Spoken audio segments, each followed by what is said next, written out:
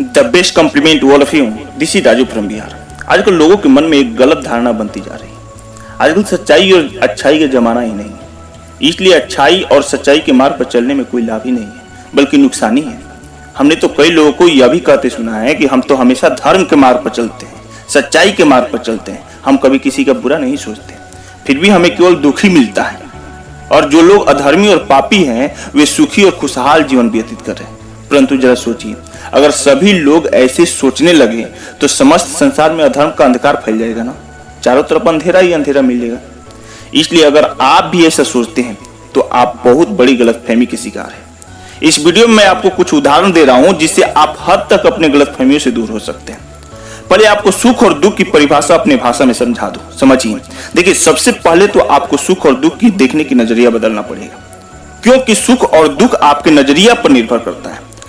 अगर आपके नजर में धन, दौलत, स्त्री, पुरुष, मान, सम्मान और पद प्रतिष्ठा को प्राप्त करना ही सुख है, तो फिर आपके लिए इससे बड़ा दुख कुछ भी नहीं है, क्योंकि आप जिन भौतिक सुखों को जीवन का सुख समझ रहे हैं वो वास्तव में एक धोखा है, और इस धोखे से बाहर निकलने के बाद ही आपको परम सुख की प्राप्ति हो सकती है। अज्ञानवश आप सांसारिक सुखों को जीवन का उद्देश्य बना बैठे हैं, जबकि आपके जीवन का मूल्य इन चीजों से कहीं ज्यादा बड़ा है, इन चीजों से कहीं ज्यादा अधिक है। इस संसार में अनेकों महापुरुष हुए जिन्होंने धर्म पालन के लिए जीवन भर दुखों का सामना किया। आपकी संतुष्टि के लिए मैं कुछ उदाहरण दे रहा हूं। जरा सोचिए कि अगर जीवन में भौतिक सुखों का इतना ही महत्व होता तो भगवान राम राशि सुख छोड़कर अपने स्वधर्म पालन के लिए वनवास का दुख क्यों सहन करते? क्या आपका दुख भगवान राम से भी बड़ा है, जिन्होंने राज्य के 56 भोगों को छोड़कर 14 वर्ष तक कंदमूल खाकर अपना जीवन गुजार दिए, जिनके पैरों के नीचे फूल बिछना चाहिए था उनके पैरों के नीचे जंगल के कांटे चुभ रहे थे?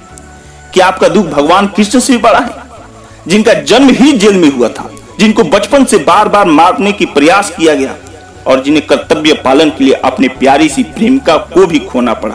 क्या आपने पांडव से भी ज्यादा दुख सहन किया है, जो धर्मात्मा, गुणवान, पराक्रमी, बलवान महारथी और स्वयं भगवान के परम मित्र होते हुए भी कई वर्षों तक अपने हक के लिए दर दर भटकते रहे, जिन्होंने धर्म पालन के लिए विराट नरेश के यहाँ भी दास बनकर काम करना स्वीकार किया?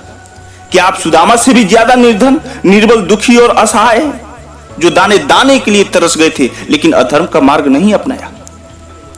क्या आप जानते हैं ईसा मसीह को, जो सूली पर चढ़ा दिया गया था केवल क्योंकि वो धर्म का प्रचार कर रहे थे? महात्मा सुकरात हंसते हंसते जहर पी लिए थे किंतु धर्म का मार्ग नहीं छोड़े। गौतम बुद्ध वर्षों तक जंगल में एकांत में रहे, फिर भी अपने धर्म का मार्ग वो नहीं छोड़े।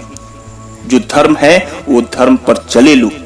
आज हम लोग इन महापुरुषों की पूजा क्यों करते हैं, हम लोग इन महापुरुषों की याद क्यों करते हैं? इसलिए करते हैं क्योंकि ये लोग अपने कर्तव्य और धर्म का पालन करते थे।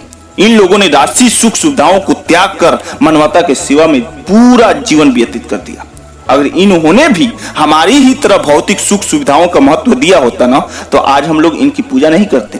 तो अब मैं बता रहा हूं मानव की परिभाषा में कौन सी भाषा छिपी रहती है। देखिए, दुख तो हर इंसान के जीवन में होता है, परंतु यह जीवन के प्रति आपके दृष्टिकोण पर निर्भर करता है कि आप उसे किस प्रकार देखते हैं। यदि आपका दृष्टिकोण सकारात्मक है ना, तो आप दुख में भी सुख खोज लेंगे। मेरे विचार से जीवन में दुख का महत्व सुख से कहीं अधिक है, उससे ज्यादा है। दुख आना चाहिए, क्योंकि सुख की तुलना में हम दुख में ईश्वर को ज्यादा करीब होते हैं, ज्यादा याद करते हैं, जो कि जीवन के सबसे महत्वपूर्ण पहलू होता है। शायद इसीलिए दुनिया के अधिकतर महापुरुषों ने दुखमय जीवन हंस हंस कर स्वीकार किया और उन्होंने अपने दुखों को ईश्वर से प्रेम का जरिया बना दिया। आप दुख को ऐसे भी देख सकते हैं जैसे एक सुनार सोने को जलाकर, गलाकर, तपाकर आभूषण तैयार करता है। जैसे एक पिता अपने पुत्र का जीवन संघर्ष पूर्ण बनाता है ताकि वह एक योग्य, सक्षम, कुशल और बेहतर इंसान बन सके। जैसे एक योग्य शिक्षक अपने छात्र के हित के लिए न चाहते हुए भी छड़ी का प्रयोग करता है। राइट? तो फिर भी कुछ ऐसे लोग हैं जो धर्म के मार्ग पर चलते हैं, लेकिन जीवन में उनको बार बार दुख मिलता है, और जब वो अत्याचारी और धर्मी लोगों को सुखी देखते हैं ना, तो उनके मन में भी विचार आता है कि उन्हें भी धर्म का मार्ग छोड़कर अधर्म का मार्ग अपना लेना चाहिए। तो ऐसे लोगों से हमारी यही विनती है, यही कहना है कि आपको सुख या दुख जो भी मिलता है वह आपके पूर्व जन्म या वर्तमान जन्म के कर्म का ही फल मिलता है। ईश्वर आपके सुख और दुख के उत्तरदायी नहीं है। गोस्वामी तुलसीदास जी कहते हैं ना कि काहू न को सुख दुख कर दाता, निज कृत क्रम भोगे सब भ्राता। अर्थात कोई किसी का सुख या दुख देने वाला नहीं होता है, सभी लोग केवल अपने किए कर्मों का ही फल पाते हैं। जैसे कर्म करते हैं वैसे ही उनको फल की प्राप्ति होती है।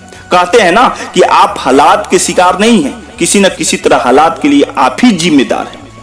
हाँ, एक और बात भी है, एक और बात सत्य है कि कुछ झूठे धोखेबाज और अधर्मी लोग हैं ना, जो खुशहाल जीवन जी रहे हैं, क्योंकि उन्हें पूर्व जन्म में कुछ पुण्य अवश्य किए होंगे, किंतु अज्ञान और अहंकार में अपने पूर्व जन्म के संचित पुण्य फल को नष्ट करते जा रहे हैं। और जब उनका पुण्य फल पूरी तरह से समाप्त हो जाएगा तो उन्हें अपने पापों का फलस्वरूप दुखमय नरक में उतरना ही पड़ेगा। याद रखिएगा, समस्याएं, चुनौतियां, दुख, दर्द सभी के जीवन में, चाहे वो प्राइम मिनिस्टर हो, चीफ मिनिस्टर हो, या एमएलए या एमपी या आप या हम, कोई भी हो, इनसे कोई भी मनुष्य छूता नहीं है। इसलिए जीवन में अगर आपको दुख, दर्द, अन्याय, अपमान और मुसीबतों का सामना करना पड़ रहा है ना, तो इसका मतलब यह नहीं कि आप धर्म का मार्ग छोड़कर अधर्म का मार्ग अपना लें।